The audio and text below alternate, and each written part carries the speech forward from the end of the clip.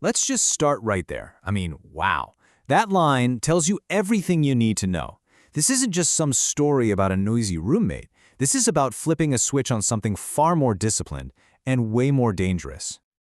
So that's what we're going to do today. We are going to deconstruct this high-stakes encounter piece by piece. We're going to break down how one single selfish act of chaos pushed a really fragile situation right to the edge of total disaster.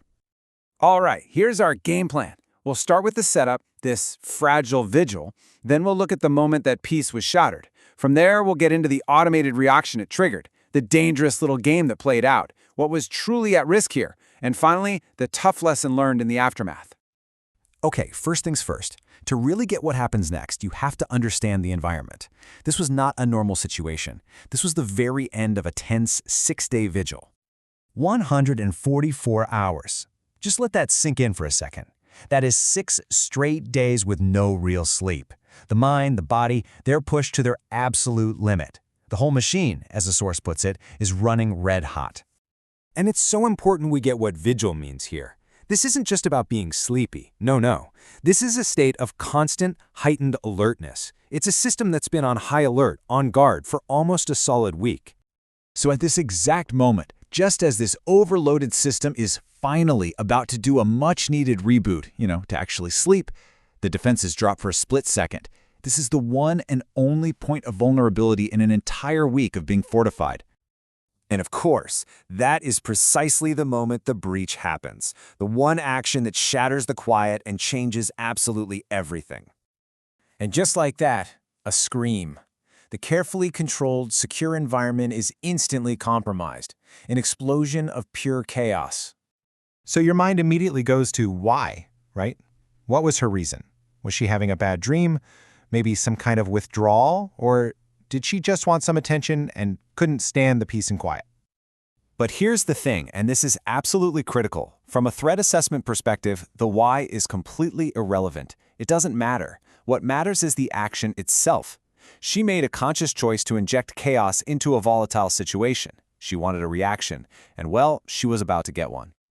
And the reaction she got was not at all what she bargained for. That scream didn't wake up a person. It activated a system, a trained, methodical, lightning-fast defense protocol. Think about that.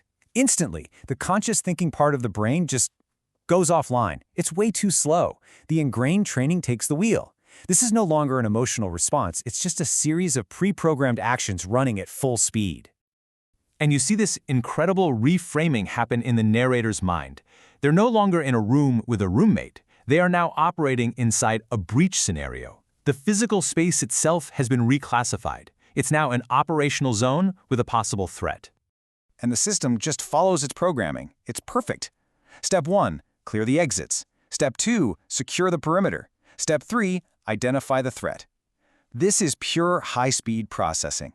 All of it happening in a fraction of a second. And that brings us to the moment of confrontation. The system has done its initial scan, and now the person who started it all tries to wrestle back control of a situation that she has completely lost.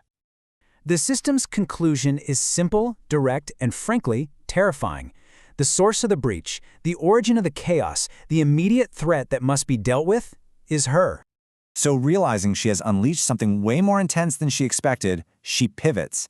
But instead of trying to de-escalate, she tries to manipulate. She starts mumbling, she acts dismissive, she tries to paint this trained reaction as some kind of overreaction.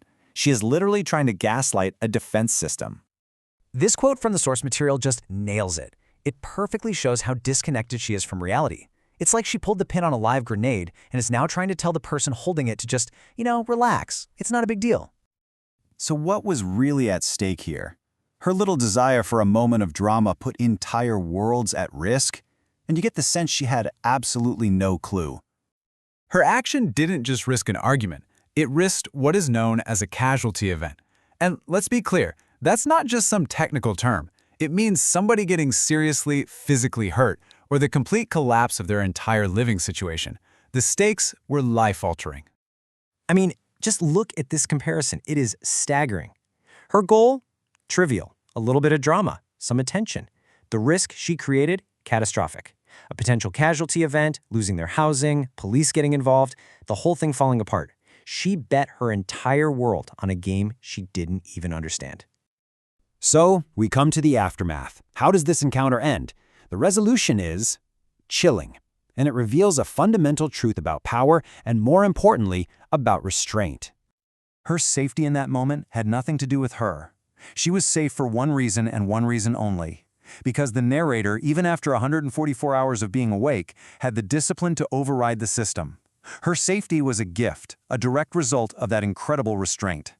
And the whole thing leaves us with this really haunting final thought. She poked a bear and somehow survived, but now she knows what lives in that den.